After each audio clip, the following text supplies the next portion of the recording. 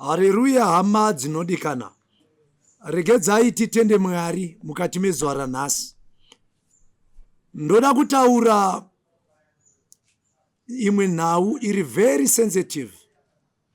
But insandaitaura, I would like to make this very loud and clear. I am not attacking Bishop Marimo.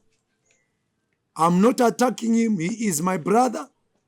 Ndakavaisira message pa WhatsApp vakandi blue ticker. Chinova chikonzero chandati chirega ndichidzidzisa. Chive chidzidzo zvekare kune dzimwe hama. John chapter 12 verse 32. Kristu iye pachake anoti, kana mwanakomana wemunhu achinge asimudzwa panyika. Bata shoko rekuti panyika. Chii chinoita kana achinge asimudzwa panyika?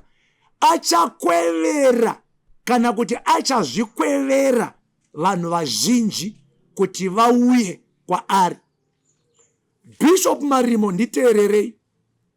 Pamakangozviti bishop, pane standard kana kuti pane pattern yatinotanga kutarisa pamuri.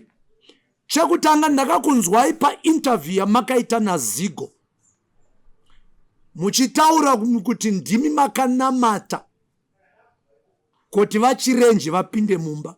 Zvamunonyatsoziva imimi kuti pane vanhu vakaita zvavakaita kuti vachirenje vapinde mumba zvinodarika prayer yamuri kutaura nhasi. Uye dai yakanga iri prayer, ko inotaurwa here pajekerere kuti ndini ndakanamata kuti vapinde mumba? Ko madii kutaura nezvachibanda media uyu akatanga nyaya iyi? Ko ivo angoseindi vakatanga nyaya iyi? Ko vanhu vakabvisa mari dzavakabvisa kuti isvike pa 30,000 in 2 weeks hamuna kutaura nezvavo?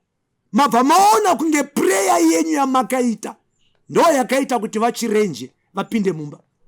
As if that was enough.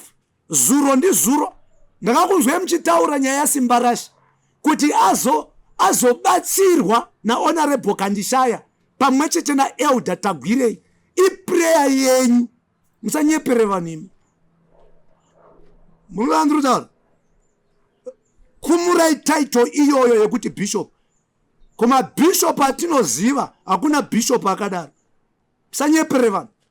Kana muchi advertise prayer, nyatsotaurai pachena kuti muri ng'anga. Budirai vanhu pachena kuti muri kuadvertise, kuti mutore mari dzavanhu. Ng'anga dziriko ende hadzisungwe. But chiregai kushandisa zita raMwari pazvinhu zvisirizvo. Ndakukubatsirai zvekare. Teererai interview yamakaita naZigo, munyatsoi downloada, munyatsoiteerera. Hamuna zita raKristu ramakataura. Hamuna zvaJesu zvamakataura. It was about you. Ini ndakanamatira vachirenje.